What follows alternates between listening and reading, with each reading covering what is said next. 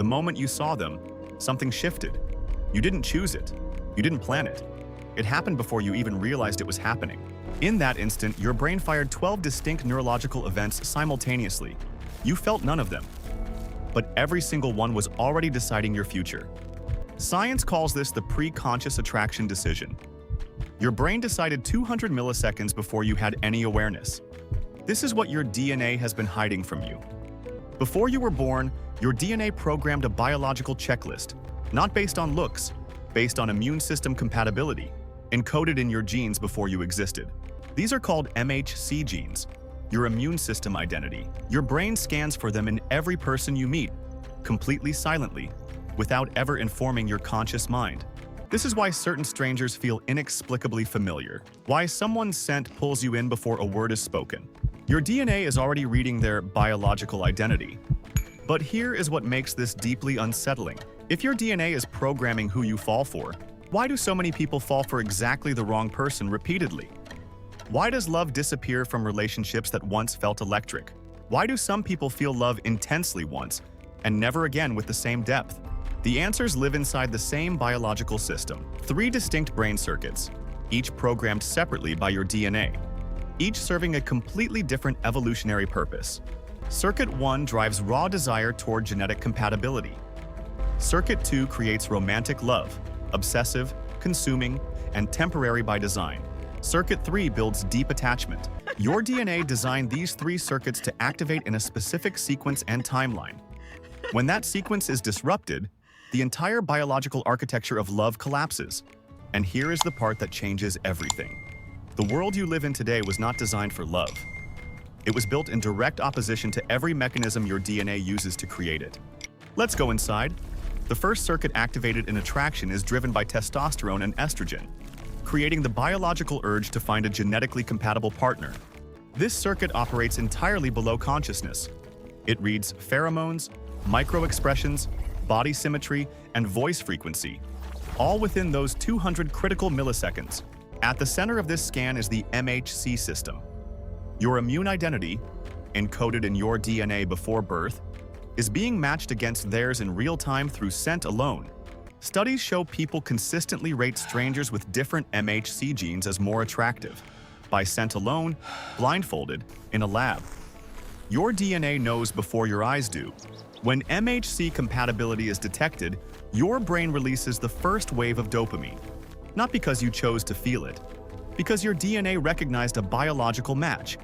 Now, Circuit 2 activates, the romantic love system, driven by dopamine, norepinephrine, and serotonin depletion. This is the circuit that makes love feel like madness. Brain scans of people in early romantic love look identical to brain scans of people with OCD. The obsession is not emotional, it is neurological. It is written in your DNA. This is why early love is all-consuming, why you can't stop thinking about them, why sleep becomes difficult. Your DNA activated a temporary biological obsession, completely by design. But your DNA designed this circuit to last 18 to 36 months maximum. After that, the obsession fades. Not because love is gone, because its biological purpose is complete. Most people mistake this biological transition for falling out of love. Relationships end at exactly this moment, the moment the DNA program shifts to its next phase. Because Circuit 3 is now activating, the attachment system. Driven by oxytocin and vasopressin, 2 molecules your DNA specifically designed to create lifelong bonding. Oxytocin releases through physical touch, eye contact, and shared vulnerability. It rewires your neural architecture to make one specific person feel permanently like home. Prairie voles mate for life because vasopressin floods their brain at first contact and permanently bonds them. Humans carry the identical receptor system in the exact same brain regions. When vasopressin bonds correctly through physical proximity and shared experience, the neural pathway it creates is among the most permanent structures in the human brain. This is why losing a long-term partner feels like losing a part of your brain. Biologically, you did. Your neural architecture was literally built around their presence. But here's what nobody tells you. The attachment system requires specific biological inputs to activate. Without the correct inputs, it never fully forms.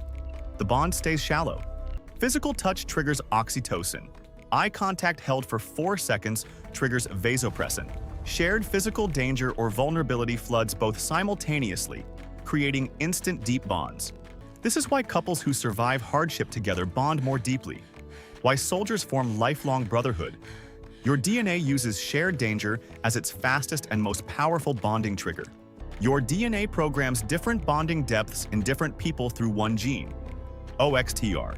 Variations in this single gene determine how deeply you are biologically capable of bonding.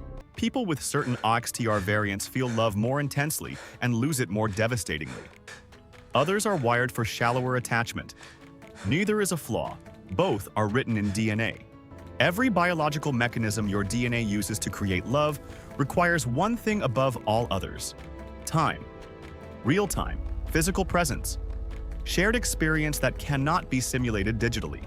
The average dating app user swipes 140 faces per day. Each swipe delivers a micro-dopamine hit.